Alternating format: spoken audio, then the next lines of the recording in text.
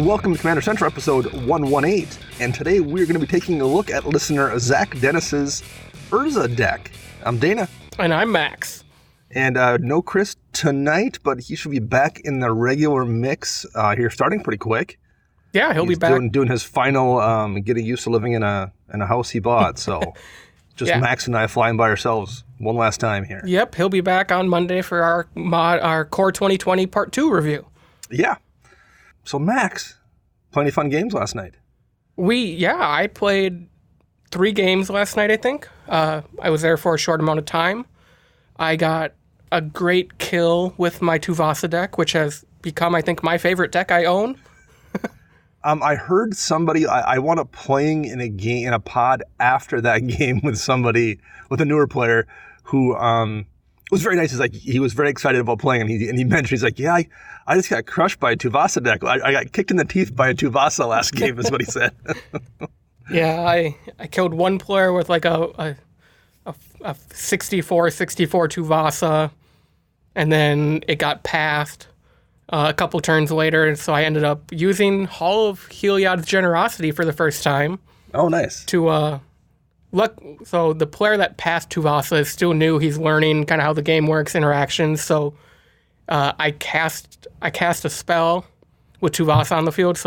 And then in response, he passed Tuvasa. So in response to that, I tapped my Mycera's Sanctum for 9 mana because all the enchantments were still on Tuvasa. Oh, right, sure. And floated the mana. Which allowed me to recur the Aqueous form that just went back to the graveyard to the top of my library, which I drew off of the next enchantment I cast, which was Final Hour, the Bant one that gives you the extra combat step.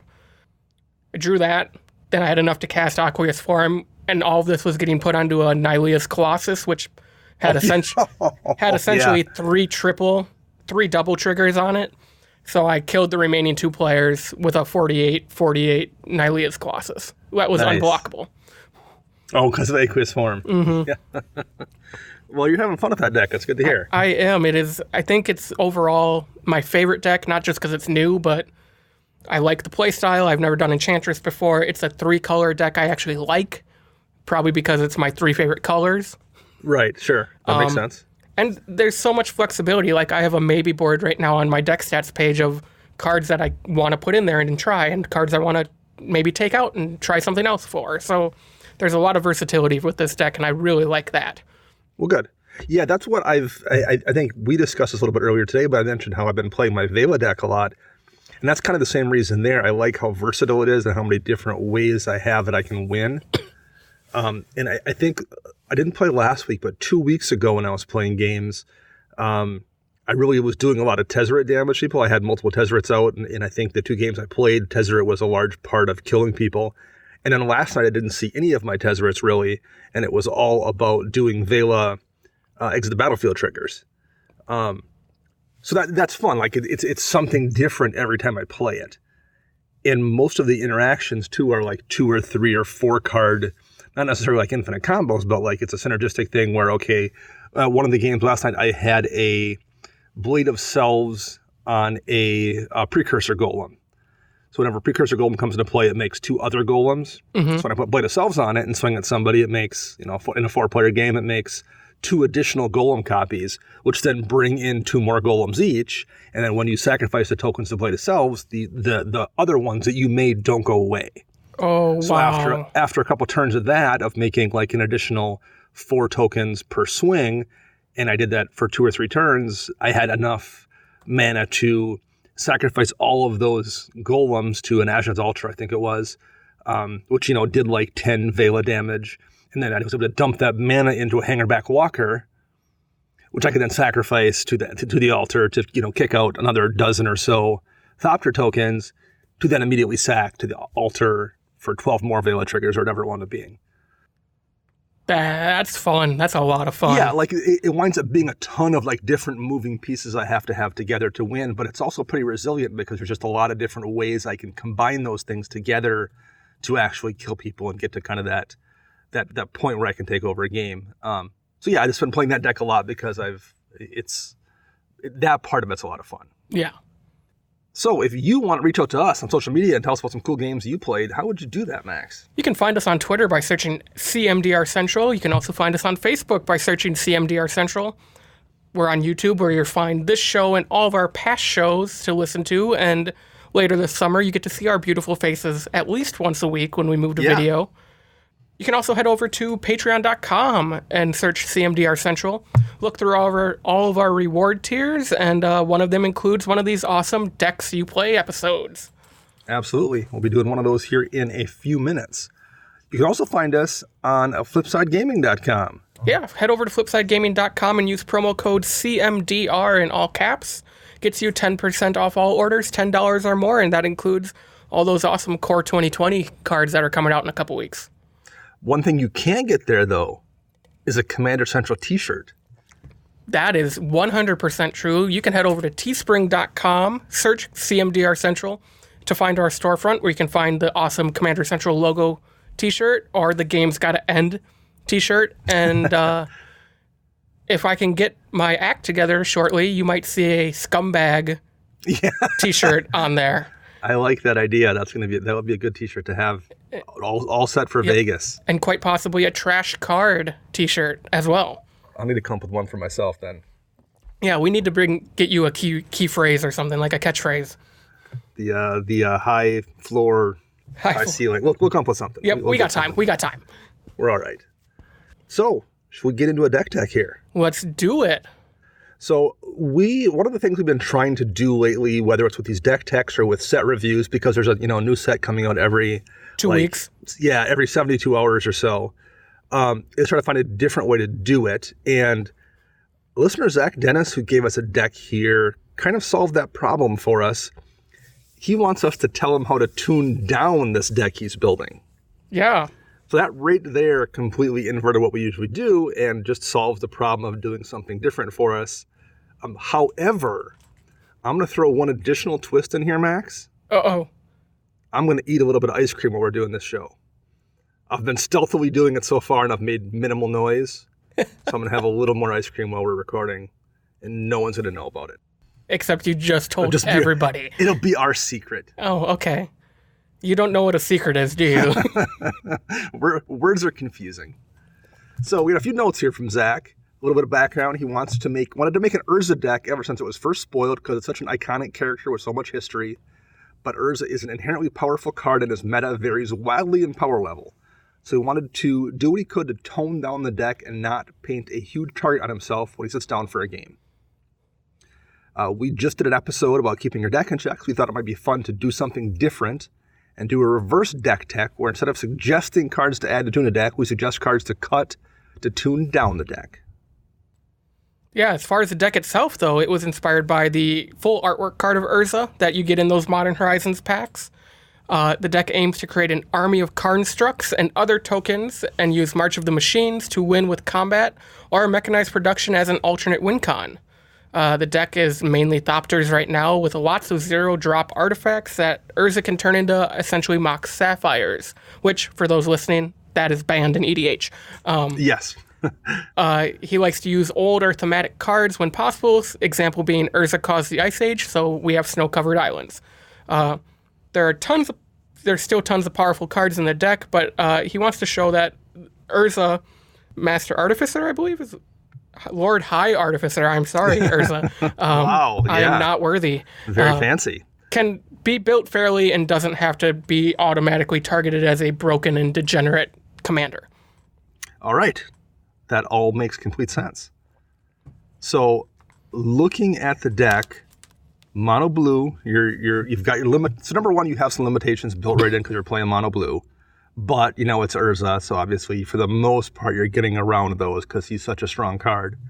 I'm just going to read him here briefly so everyone's on the same page. If you haven't seen one or haven't been paying attention at all in the last month and a half, Urza Lord High Artificer is 2 blue for a legendary creature human artificer. When Urza Lord High Artificer enters the battlefield, create a 0/0 colorless construct artifact creature token with this creature gets +1/+1 for each artifact you control. You may then tap an untapped artifact you control to add blue to your mana pool, and spend 5 to shuffle your library, then exile the top card until end of turn. You may play that card without paying its mana cost. Well, that's a lot of really good things on one card. That's a lot of, if each of these were on a separate commander, like if each playable. They're all playable. Yeah. Like any one of those 3 abilities on a card is you'd go, yeah, I'd run that. Yeah, I can build something around that. But the fact that they're all, it's a compliment sandwich with no negatives, essentially. Absolutely. And he's a 1/4, which isn't that huge of a deal in Commander, but like in other formats, that's massive. Yes. So, all right. So you're starting off with a commander that's a known quantity. It's recognized as a really strong card from the get. You're not fooling anybody. You're not sitting down there going, Urza, is that a good commander? They know what's up. So exactly. We're assuming you're dealing with that. You're saying, no, I'm not playing. It's going to be a little bit powered down. So let's look at the deck and see what we can come up with to make sure that's actually a true statement. The first thing I'll kind of say before we dig into this a little bit, one thing I want to say before we get started, just because a deck is not powerful doesn't mean it's also inefficient. So your deck can be of like a moderate power level. That doesn't mean you're running bad cards or really inefficient cards. You can still be running an efficient deck without it being super, super powerful and vice versa. So we're not going to suggest like take out this good land and put in this enter to the battlefield tapped land. Right. Number one, that's not a fun experience for you either. Like you can power a deck down without also fumbling around with a bad land base or having no ramp or something. So I think there's a balance you want to strike where your deck is still efficient and still functions smoothly without it being super powerful. So that's the balance I think we're going to try to find here. We're not going to suggest you run bad cards. We're just going to try to tone it down a little bit while still having the deck function smoothly and as a fun thing to actually play and play against. Yeah, that's totally what I did. Wink, wink. No, not at all. So in that regard, I mean, the land base, as it stands right now, he's got 35 lands in here, 24 of which are snow-covered islands. There's the 2 artifact lands he can run. There's the lands that you would think would be in a deck like this that interact with artifacts, whether it's Academy Ruins or Buried Ruin or Inventor's Fair. You have Terrain Generator to do a little bit of ramp. You have the 3 Urza's lands, and you have Teleria West just to get a 0-drop artifact if you don't need the land. Yep. What are your thoughts on the mana base, Max? Is there much you would change there at all? To be honest, no. This is the one section I looked at and was like, you know what? This is what I would build. I get the Tron lands just because you're playing an artifact deck. Might as well be able to power out all that mana between 3 lands. Yeah, and there's not there's not a ton of ways to get those Tron lands, so it's mostly if I stumble into them, great. If I don't, I don't, and I think that's a good way to handle that too. Yeah, I definitely agree with that. I guess he's running a strip mine. It might be nice to see like a Ghost Quarter or maybe even like a Scavenger Grounds. We always talk about graveyard hate, and this deck doesn't do a lot with the graveyard that I could see. So like, why not add it? Right, and that's a good example. Like, I don't think your deck needs to be helpless against graveyards to not be overpowered. Like, I think answers are answers. We mentioned that in our power show too. Like, Swords to Plowshares is a crazy powerful card, but that doesn't necessarily make your deck super powerful. I think same thing, like being able to deal with problems, whether it's through Scavenger Grounds or a second land destruction land, isn't necessarily something that makes your deck overly powerful. It's what makes your deck function smoothly or efficiently. So those aren't always the same thing. And I kind of agree there. Like, you could very easily, put in one more land destruction land just to deal with someone else's Gaia's Cradle or something. But yeah, there's nothing I would really change here at all either. It's very similar to the land base I have in my blue-black artifact deck. However, instants. There's 10 instants. You want to read them to us here, Max? Gotcha. So we have 11 instants. We have Arcane Denial, Archmage's Charm. That's the new one from Modern Horizons. Triple blue. Choose one. Counter target spell. Target player draws 2 cards or gain control of target non-land permanent with converted mana cost 1 or less.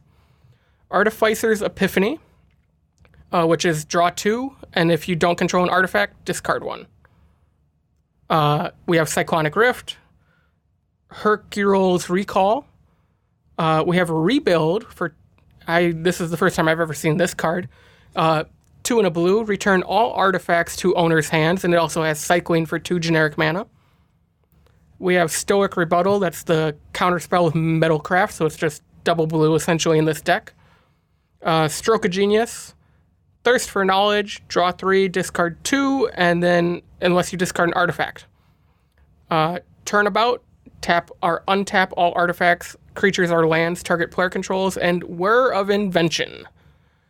So one thing we will note here briefly, we hopefully didn't notice an edit when Max began reading this instance, but one thing we caught as we were reading them is this list was edited at some point in the last 20 minutes or so from us doing our final go over and our final notes to looking at it right now on Architect. He's added and removed a couple of cards. So we're going to, on the fly, try to spontaneously adjust our notes to go along with changes that have made to the deck that weren't there when we did show prep. Yeah, this caught me off guard. So a little bit of, let's see how we can adapt and improvise here. I think the main change in the instant field is Archmage's Charm wasn't in there before. Correct. I believe there were only 10 instants in here when I did my notes about 18 hours ago. Yeah. Okay, so we'll do instants here. The first note I kind of had is I would take out the 2 counter spells, which is Arcane Denial and Stoic Rebuttal. If this was a deck running 8 counter spells, I wouldn't say take them all, and I would say drop down to maybe 5 or something. But I think if you're only running 2, there's a pretty decent chance you're not going to see them anyway in the deck. And I feel like then at that point, it's really easy for you as a player to say, I'm just not running any counter spells in this deck. It gives you that immediate, like, whoever you're playing against says, oh, okay, well, he's challenging himself by not playing counter spells.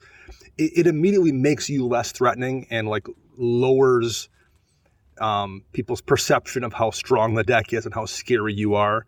And it honestly isn't even maybe that much of a detune. It's only 2 spells. I guess Archmage's Charm now being in there is a third option. But I think taking those out is something you could do that would really alter the perception of the deck and make it appear less threatening to people and not be the kind of thing they're so scared of as it would be if you were running like 8 or 10. What are your thoughts on that, Max? I understand what you're saying. I get the whole, it makes you present better to your competition. At the same time, I'm very skeptical of strangers. So if a stranger were to sit down across from me and say, I'm running Urza Lord High Artificer, but I have no counter spells in my deck, I would probably blurt out, prove it, and I'd want to look through his deck. Maybe, yeah. I mean, I went the opposite way. I like having the 2 counter spells in there. Archmage's Charm, I'm actually going to count as a draw spell now that it's in the deck, not a counter spell. That's kind of how I look at it as well. When I did my notes, I kept them in there because having that answer, even though you only have 2 of them, is still an answer. Sure. So whether you want to hold that Arcane Denial from the minute you draw it in your opening hand, or you draw it off of a sad robot or something to find an answer to something, it's good to know that you have an answer or 2 in your deck for a problem. I agree. My suggestion would have been to replace them with like a like Boomerang or a Reality Shift or like ways to deal with things in play. But a counterspell will solve every problem on the stack, whereas once it's in play, blue's only choices are bouncing it, or it can destroy some creatures too. So it is like, it's not like that's a perfect replacement. You're still giving up something. So yeah, like if someone disagrees with that take, and Bring it. isn't comfortable not playing without counterspells, I get it. Blame Chris. He's the one who told me to say that. Is he? No, I'm just pushing the blame on him. That's the best way to do it. Here's what I have 2 suggestions for the instance, and one I think I'll talk about more when we get to sorceries. Okay. So my first removal from the instant slot is going to be Rebuild. Okay. The fact that a lot of the cards in this deck make tokens more than just a permanent, you don't want to be returning those to your hand. In Hercule's Recall, and rebuild both in like the CEDH version of this deck that's running, 25 different 0 and 1 drop artifacts. Those are basically mana spells, because the plan is to tap the 8 or 10 of those that are in play for a blue mana, cast Hercules Recall or Rebuild to bounce them all back to your hand, and then recast them all again for next to nothing because they're all 0 or 1 drops, and tap them again. So basically it's like a boosted Dark Ritual. Yep. But if you're looking to play a less powerful deck, that big honking turn that you get off those 2 cards probably isn't nearly as useful as it is when you're playing like the close to CEDH level version of this deck. Yes. My other one is going to be Whir of Invention, and we'll cover that more when we get to the sorceries. I also have a note on Whir of Invention as well, just because there's a ton of tutors in this deck. Yes, that is exactly my note as well. And, the 75% theory, you don't want to run a lot of tutors. Yeah, you kind of are supposed to pick between tutors or draw and lean into one or the other and not have too many. Yep. And there's, probably close to 10 tutors in this deck. I'm not sure if it's fully 10, but there's close to it. It's over 5. I know that. It's on the closer half to 10. I think there's close to, like, there's the 3 trinket, trophy, treasure mages, and there's, we mentioned the land, Adventures Fair, and War of Invention. We're already at 5 right now, and there's a few other ones. So yep. That would be one I would consider dropping to, or at least I would drop some amount of tutors. Yes, and that is a lot of, and the fact that this commander leads itself to be a deck that's pretty much on rails. Right. Okay, turn 3, I'm going to fabricate for X card. On turn 4, I'm going to cast something else to go get this. On turn 5, I can tap everything, cast Whir of Invention, go get my big 9-drop, and win the game. Like, taking these tutors out are going to make the game more random and more fun to play against random people that isn't so you're always getting the same things every game. I would agree. How about the sorceries? There's a couple of those here, 6 total. There's Argivian Restoration, which is a 4-mana sorcery that lets you return an artifact from your graveyard straight into play. There's Fabricate that you mentioned, which is an artifact tutor straight to hand. There's Reconstruction, which is a single blue, and it brings an artifact from your graveyard back to your hand. There's a Reshape, which is a tutor. It's very, very similar to the old school Transmute artifact. There's Reverse Engineer, which is a draw spell that has Improvise. And there is Thoughtcast, which is another draw spell that has affinity for artifacts. Yep. So, again, Fabricate being a tutor, I don't know which ones I would drop necessarily, but I would cut 1 or 2 of those out. Argivian Restoration is a great card. I don't know I think if I were to drop a recursion spell, it would probably be Reconstruction, because it just goes back to hand, and I don't know if there's many cards in this deck that are important enough to what the deck's doing for you to care about bringing it back to hand.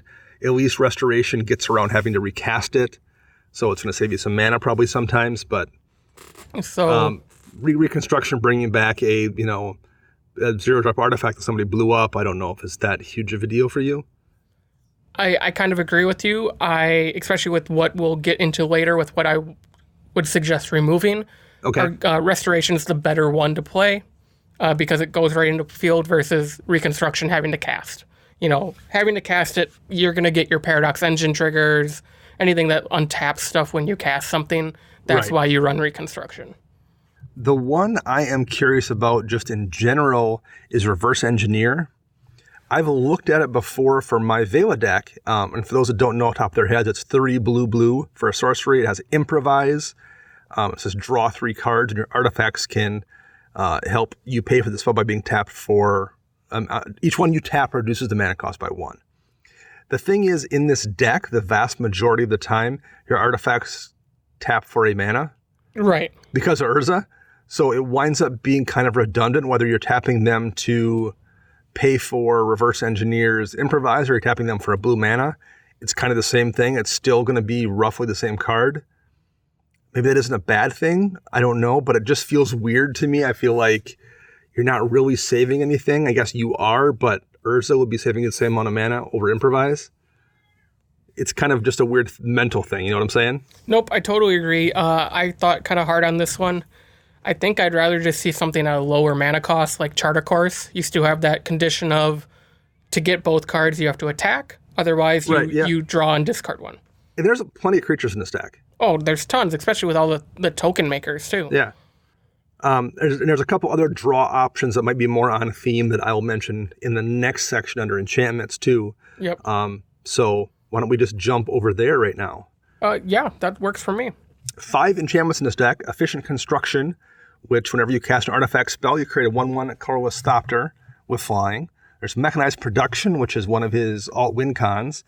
And at the beginning of your upkeep, you create a token that's a copy of Enchanted Artifact. And if you have 8 or more artifacts with the same name as one another, you win the game. There is Mirrodin Besieged, which is that new enchantment out of Modern Horizons, which I don't think was in this deck. It was not in the deck 18 hours ago. Yeah. Has 2 modes. The Mirror mode, where whenever you cast an artifact spell, you create a mirror. And the Phyrexian mode, where at the end of your turn, you draw, then discard. And if you have 15 or more artifacts in your graveyard, you win the game. There's a Rhystic Study, and there's the Antiquities War, which I believe was also added to this. It's the saga, one of the mono blue sagas from Dominaria. Yeah, so there went 2 things off of my notes.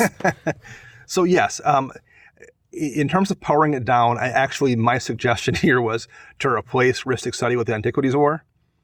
Number 1, Rhystic Study is just a bonkers card. And Urza already draws. You have ways to draw in here. I think just not running Rhystic Study is a good idea when you're powering down a deck. There's already no Mystic Remora. I would have said pull that one too, but I would not run Rhystic Study. I think if you want to keep things on as level playing field as possible, it's a crazy card that's so powerful. It should be in every single blue deck. And you could replace it with something more on theme, like the Antiquities War, which is now back in here. But that's one I would definitely look to remove, is Rhystic Study. Yep, I definitely agree. I actually was debating maybe putting Mystic Remora instead of it because of the higher cumulative upkeep cost.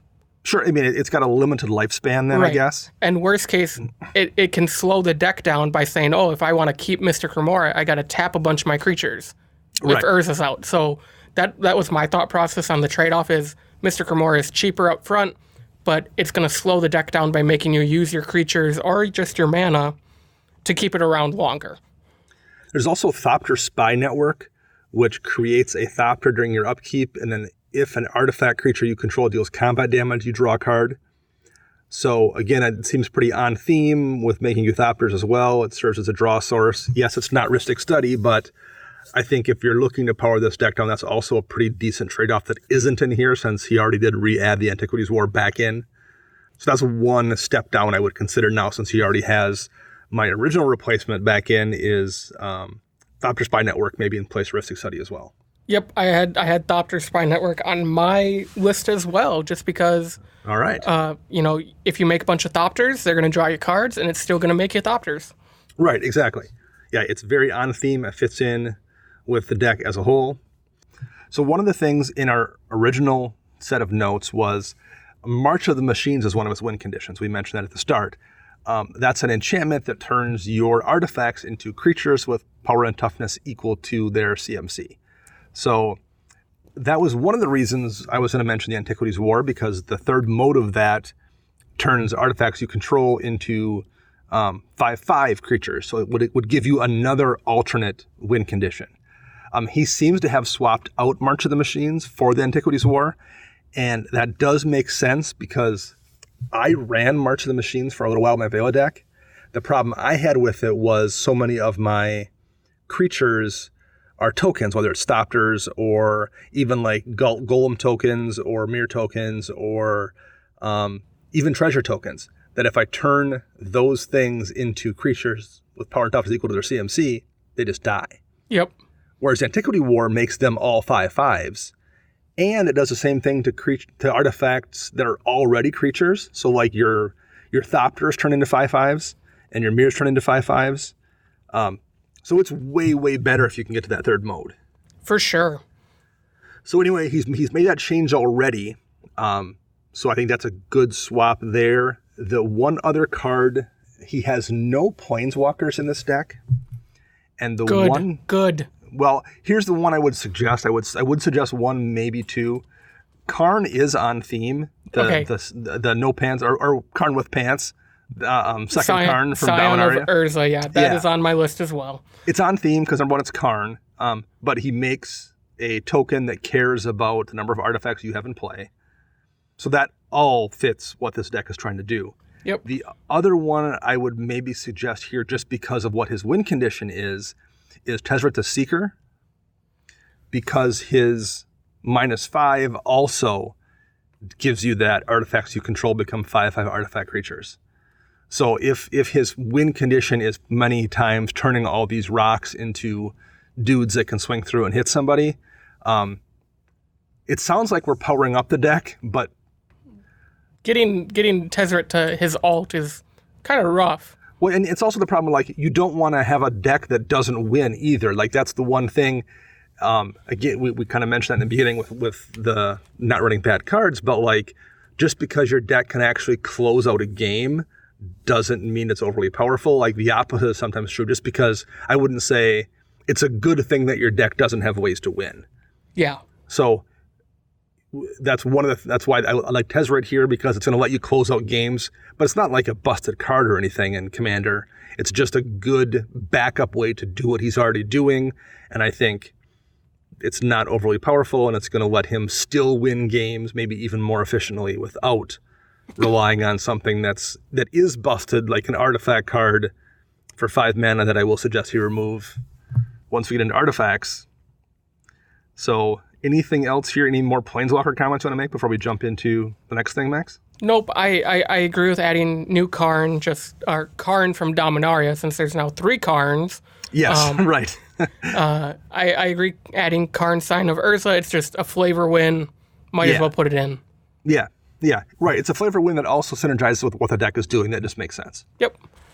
So we'll go to artifact creatures next, or I should say creatures just in general, because they're not all artifact creatures. There's 21 creatures in the deck. I was pretty impressed with this creature suite. You know, there's 21. That's a lot, to be honest, for this type of deck. Yeah. So we'll go through them quick. Sure, go for it. So we have Arcbound Ravager. That's a 2-mana sacrifice an artifact, put a +1/+1 counter on it, and it has modular 1. So it's a 1/1 for 2, and it gets bigger. Big modern staple. We have Etched Champion. It has Metalcraft. We have Hangerback Walker, Junk Diver, Memnite, Mirror Retriever, Ornithopter, Padim Console of Innovation, which artifacts you control have hexproof, and at the beginning of your upkeep, if you control the artifact with the highest CMC or tied, draw a card. Phyrexian Metamorph to copy any of the other artifacts or creatures on the battlefield. Platinum Angel, Riddlesmith, 1 in a blue for a 2/1 that says, whenever you cast an artifact spell, you may draw a card. If you do, discard a card. Psy Master Thopterist from M19, Scrap Trawler, Sharding Sphinx, Spellskite, Treasure Mage, Tribute Mage, Trinket Mage, and for those who don't remember, Treasure Mage gets something 6 CMC or higher. Tribute gets something 2 exactly, 2 CMC exactly, and Trinket Mage gets you 1 or less, and then Trophy Mage gets you 3 or less. And then we also have Vidalcan Archmage, which says whenever you play an artifact spell, draw a card.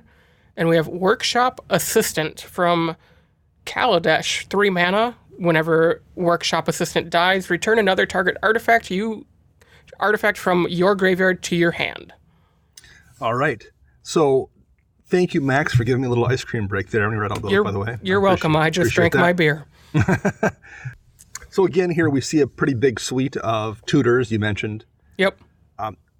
I would cut down on something somewhere. I don't know if it's these 4 or if it's the reshape or fabricate or whatever it is. I'll repeat that thing again.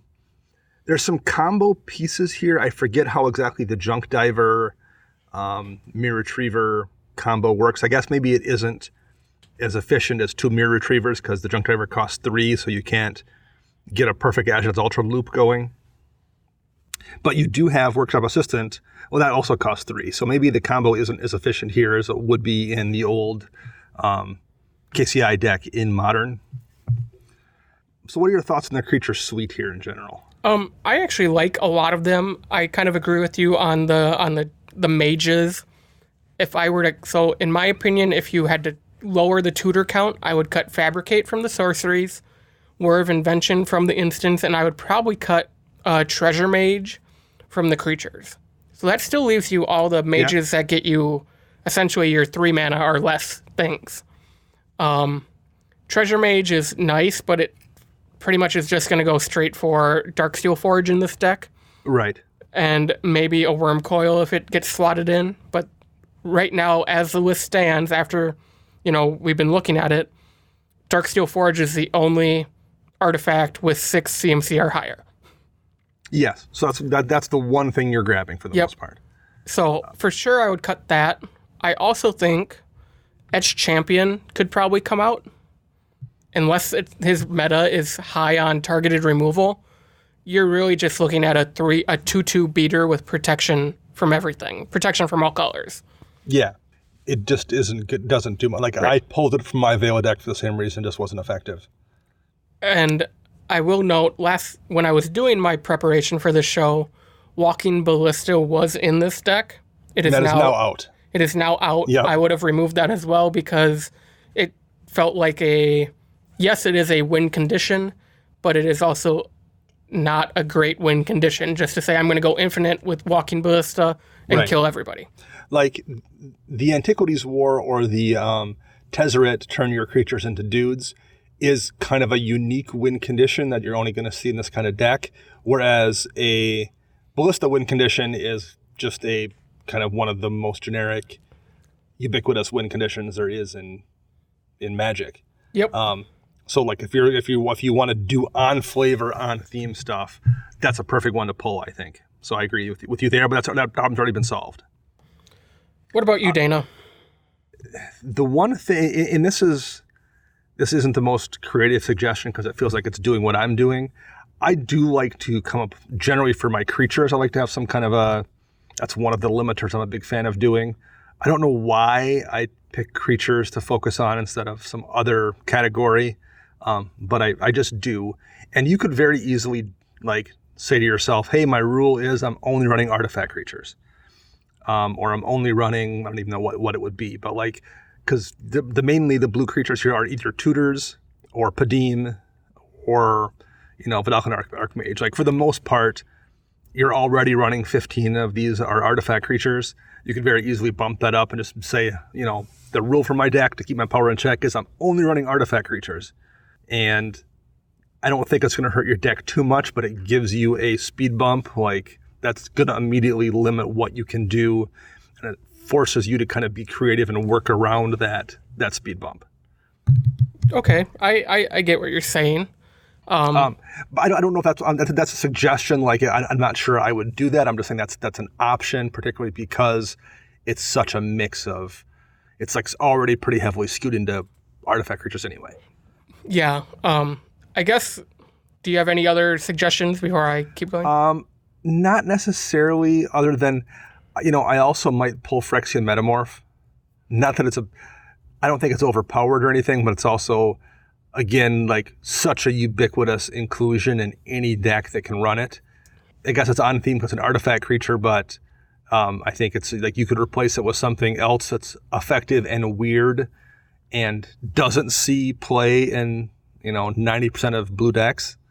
Yeah. I don't think it's a power problem, but it would be one that I would look if I'm trying to make the deck look more creative and different and odd than the average deck. Okay.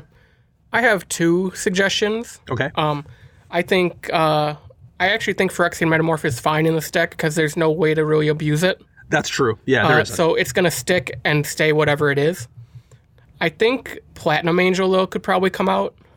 That is the other 6 CMC or higher artifact. I guess I missed that one. Yeah. And I guess Sharding Sphinx. Oh, wow, I missed a bunch of them. I'm sorry, people. But Platinum Angel is just kind of one of those game stall cards, in my opinion, where you can't lose the game and your opponents can't win. That's just kind of it's a desperation attempt, in my opinion.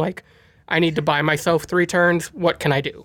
It's either going to do nothing or you're going to drop it in conjunction with Padim in a situation where then becomes really difficult to deal with. And it's, again, I don't think that's remotely broken or anything. Platinum No. Angel is 7 mana to cast, and like Padim is still 4, and you have to get Padim out, and there's a lot of moving pieces to make that kind of thing happen. But it's a power check to not have that safety valve right there to hide behind. In a game, you can't just be like, oh, I got a Platinum Angel out and I'll be okay for 2 turns till somebody figures out how to deal with it. It forces you to kind of be a little more proactive. Correct. My 2 other suggestions would be put in a Mirror Battlesphere, because it's going to make 4 tokens. It's also just a beater, it's a big body. And now that Mirrored and Besiege is already in here, if you didn't want to go with the Phyrexian mode of if you have 15 or more artifact cards in your graveyard, target opponent loses the game, the Mirrodin mode just creates mirrors. So you're going to create more mirrors to power up that Mirror Battlesphere. And, when in doubt regarding power level, combat damage is a safe way to go. Yes. Particularly in mono blue. Like, there's nothing more fair than killing someone with mono blue beats for the most part. It's pretty tough to complain about that. I don't know. I complain whenever I get killed by all your Drakes. That's a good point. And now here is my answer, my solution for the tutor problem in this deck. Okay. My suggestion is Muzio Visionary Architect. So this was a legendary creature out of the first Conspiracy. It's 1 double blue for a 1/3. But it has this activate ability for 3 and a blue, and you tap it. Look at the top X cards of your library, where X is the highest converted mana cost among artifacts you control. You may reveal an artifact card from among them and put it onto the battlefield. Put the rest on the bottom of your library in any order. So, unlike the Mages or Fabricate or Whir, you're just spinning a wheel. So let's say you have a Thran Dynamo out. You're going to spin Muzio for 4. You might hit Extraplanar Lens. You might hit KCI. You might hit an Ornithopter. But at least it's random. And there's no top in this deck. There's nothing that's manipulating the top cards of the library. So it really is random, and it makes for a fun experience for all players, because what are you going to hit? What are you going to hit? And, oh, look, he got lucky. We all got lucky this time because he hit Spellbook. And next turn it's, oh, he spun it for 8. And he hit, a Wormcoil Engine. Oh, joy. Right. So it adds that variable to the game where you don't know what's going to happen. I wouldn't call it chaos, because it's controlled, because you have artifacts in your deck and you're only affecting your deck. But it just adds that bit of fun and excitement for all players to see what might happen. Okay, I like that. You played a Muzio deck for a while, actually. I did. So last but certainly not least in this deck, the actual non-creature artifacts. There's a pretty good size list of those here. There are 21 in total. You have Darksteel Forge at 9 mana, makes all your artifacts indestructible. You have Expedition Map, Extraplanar Lens, Golem's Heart, which for those that don't know, because I had to actually look at it. So 2 mana artifact. Whenever a player casts an artifact spell, you may gain 1 life. I like it. You have KCI, Lightning Greaves, Mishra's Bauble, which is just, for the most part, probably essentially trying to be a Mox Sapphire. Mox Opal, which is a Mox Opal already, but it makes sense in the deck. Paradox Engine, which I think we will come back to. Yes. Rings of Bright Heart. I hope we do. Sapphire Medallion, which is such a good card in this deck because it taps for mana and reduces your mana costs. Scrap Heap, whenever an artifact or enchantment is put into your graveyard from play, gain a life. Skull Clamp. Spellbook, 0 mana, you have no maximum hand size. Swiftfoot Boots, Tormod's Crypt, which is some grave hate. Unwinding Clock, Urza's Bauble, Vidalcan Orrery, Voltaic Key, and Welding Jar. That's a lot. That's a lot of stuff, and they're all pretty effective. And they're also relatively fair, even in this Urza stack. However, I mean, listen. There are way worse things that we could be seeing. Right, but Paradox Engine is Paradox Engine. And I think I think for the most part, if you are a competent player, you have a really tough time saying, oh, my deck's only like a 6 or a 7. If you're playing Paradox Engine, I don't think there's a fair way to play it or a way to convince anyone you're playing it fairly. It's just Paradox Engine. I just don't know if it can be not broken. Especially in this deck where right. all of your artifacts make mana. So it's like, okay, I'll tap all my Thopters or all my non-mana rock artifacts, cast something, untap them all. I mean, it's redundant. It's broken. It's just broken.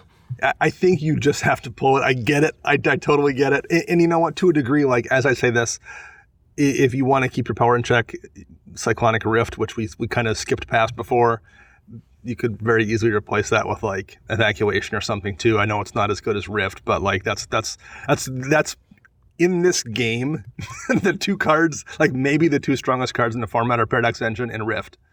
Yeah. And they're both in the stack. Yep. I actually roped Paradox Engine and Unwinding Clock together and just take them both out. Yeah, because again, Unwinding Clock is only really good when it's broken. And Unwinding Clock is essentially like Seedborn Muse for artifacts. Yeah. In this deck, it's insane. And you could very easily replace Unwinding Clock with something like Blink Moth Urn that gives you mana during your first main step. It gives everyone mana during their first main step for artifacts they control. You're still going to so badly outrace everybody else in mana production, but it also looks like it's a card that gives that perception that, it's better for me, but I'm also having to give up mana to you guys too. Roughly the same CMC, so like that's the kind of swap you could make there, and it would be way more fair feeling for the average person, I think. Mm-hmm. But yeah, Paradox Engine, I mean, just replace that with literally any card in the game, and I think you're going to reduce a lot of aggro from people in general. KCI, I mean, it's a combo piece, but for the most part, you can play it. I mean, you can play it kind of fairly. I mean, it's actually probably more busted in my Vela deck than it is here, because I get all the death triggers, and then can do stuff like I mentioned in the games we played section, where like I sacrifice 10 things that deal 10 damage with Vela, and then cast a ginormous Hangerback Walker to sacrifice all those. So like it's probably worse in my Vela deck than it is here. Yeah. So I don't think that one's necessarily a problem. Rings of Bright Hearth, I really didn't even look to see what that combos with, but it's Rings of Bright Hearth. That's the only reason it's in decks, is to combo with something. Yeah, I mean, whenever you play an active, I mean, it's just, to double the Urza trigger. Maybe. Maybe. That's really what I only saw it for, so I just said keep it. It's one of those cards kind of like, I'm trying to think what we've mentioned these before, like Mimic Vat, or like Mirror Master, no, what's the artifact that turns into any... Mirage Mirror? Mirage Mirror. Like, there's almost no situation where a Rings of Bright Hearth is wrong in a deck in terms of like being good. There's almost no situation where Mimic Vat isn't more useful than the vast majority of cards. Mirage Mirror is almost always good in any deck. I think Rings of Bright Hearth is never wrong. There's always enough stuff to copy that it's worth having in your deck. Right. But it's also like such a notorious combo piece too, that could be one you could very easily strip out and the deck would still be efficient and effective, but it's also way less scary, and it's much more difficult to complain about because if people are going to feel like you did something overly powerful. Rings of Bright Hearth is the kind of card that will make them feel it. Yeah, I totally agree with that. Do you have any other suggestions? Because I have a few here. Lay them on me. Okay. I think Darksteel Forge could come out. It seems win more to me. Yeah, maybe. I mean... Here's my thought on it. I have actually pulled it from my Vela deck, not because it was too strong, because I felt like I just very rarely wanted to spend 9 mana on it. So that was the one reason I didn't mention it, because I felt like if I was doing a deck tech to make the deck better, I might tell him to pull Darksteel Forge. So I don't know if I want to tell him to pull it right now, because I honestly think unless you're routinely cheating it into play somehow, 9 mana is a ton. And if you've got 9 mana to blow on Darksteel Forge, you're probably in such a good position that you don't really need what Darksteel Forge does anyway. Okay. So that's where I came down, and I'm like, man, I don't want to tell him to pull it because I legitimately might tell him to pull it to make the deck better. I kind of went the opposite. I'm going to say pull it because if someone casts a Board Wipe or a Vandal Blast, you you just won the game, essentially. Sure. And maybe like if you are playing in an environment where people are metagaming against artifacts pretty frequently, because we do see Vandal Blasts, and we see, austere commands and cleansing novas set to hit artifacts. We see things like that. But that's really it. We don't see like Shattering Spree that often, or Shatterstorm, or like the amount of artifact hate we see is limited to like 1 card or 2 cards in a deck. No one's running like 5 or 6 different things. Yeah, exactly. Maybe people are in that meta. Maybe. I also think Vidalcan Ori can come out. Don't tell Josh Weequay that. That's fine. Josh is a very kind man, and I look forward to playing games with him in Vegas. Yes. But don't let him. I'm not going to tell him of your blasphemy. Okay, you can just write an article about it. Wait, you already did. You got me. I just think there's nothing in here that I would want to flash in if I want to tune this deck down, if that makes sense. Yeah, I mean, for sure. Because all Vidalcan Ori is taking turn 4 off. Yeah, it's letting you, who's a good player, be a better player for the most part. Like it's not necessary to win, but it's a super useful card. But like removing it doesn't make your deck not win games. It just makes you as a player maybe less effective. Yep. So I get that. That's fair. My final one is Expedition Map. Okay. Only because looking at the land base, I don't know what you go for except maybe Academy Ruins. Or Inventor's Fair to go. Yeah. Right. It's like a tutor into a tutor, maybe. Yeah. Like, you made the comment earlier about the Tron lands. There's not much land tutoring, so it's not like there's multiple ways to go get all 3 Tron lands. It's more of a, hey, I found it. And I think that's just kind of what this deck is okay with if you want to tune it down. Yeah. Like, I don't need to go get Academy Ruins. I can find it because I have all this draw in the deck. Yeah. Where if you're running like a big mana black deck, Expedition Map goes and gets you Urborg or Cabal Coffers or Nykthos or something like that. Right, yeah. That is going to advance your board state. Where Academy Ruins, Buried Ruins, Inventor's Fair, they're just... Yeah. They do help, but I don't think they really advance the deck, the game state a lot. I think it just generally fits in that, like, maybe run a few less tutors. Yep. So that's one that I would agree with as well. On the opposite end of the spectrum... well, it's an Urza deck, so I was going to suggest, like, there's a couple things here, like Tormod's Crypt that is graveyard hate. However, if you're looking to animate stuff to swing in an attack, Tormod's Crypt dies. Right. But he's since taken out the spell that animates stuff and makes it equal to CMC, so Tormod's Crypt doesn't become... That is no longer a point, and part of the reason I'm sure he has Crypt in here is because it's a zero drop rock essentially for Urza. So. Yep. No, so that's really it. Those are like the main things I would suggest. I guess I do have a suggestion for a replacement for Paradox and Unwinding Clock. Okay. And that would be Clock of Omens. It's the less broken version of both of those. So tap 2 untapped artifacts you control, tap a target artifact. Tap 2 untapped artifacts you control, untap another artifact. So, I mean, it's a less broken version of both of those. You need to kind of do the math, play around it. But I still think in this deck it would be pretty powerful, but not broken. Yeah. What was the other one? Nope, just that, actually. Okay. Like, both of those for Clock of Omens. Okay, I think that kind of wraps it up. So looking at the deck as it stands right now, I've seen much more busted versions of Urza. That's even without making any changes. I think this isn't terrible right now.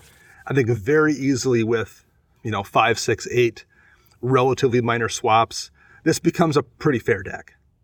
Yeah, I definitely agree. And to be honest, the way the deck is now or how it was 18 hours ago, it still wasn't as broken as the one I might be building. You're gonna build Urza, really? No. Oh, I was gonna build it to troll you, to be quite honest. But that's fair. It was just gonna be Urza turns and not do anything. Well, and let's note this right now too. Like we keep saying broken or whatever or fair. Like that's all relative to one's opinion and the meta and whatnot. And like, if you want to build the most tuned Urza deck in the world and you're playing against people running super tuned decks, nothing is unfair at that point. So understand that the language we're using is kind of relative speaking. We're assuming he wants to play this against strangers who are playing 75%-ish decks. And at that point, some cards become quote unquote unfair and busted. So that's kind of the lens we're looking at this through. So we don't want anyone to feel bad if they're running a super strong Urza deck and act like we're treating you like a jerk for doing so. No, not at all. Obviously, you build what you want to build, and for sure, tune it how you want to tune. Like Dana said, all these comments that we've been kind of saying are based on our meta and our personal opinions, not just the opinions of the entire Magic or EDH community. 100%. We want to make that perfectly clear. Yep. Okay. I think that is going to be the show for today, Max. Works for me. All right. We will be back next Monday with the first look at Core Set 2020, and Chris will be back in the house as well. Yeah, he'll be back for part 2 of it, and he was on part 1.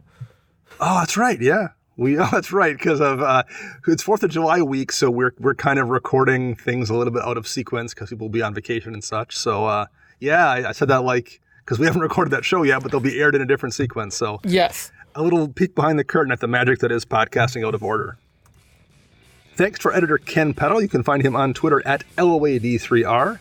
Our podcast theme is Retro Future Dirty by Kevin MacLeod, licensed via Creative Commons. You can find me on Twitter at Dana Roach. You can find Max on Twitter at CMDRCentral_Max. You can find Chris at WiseSquishy1. We will be back next Monday. I'm Dana. And I'm Max.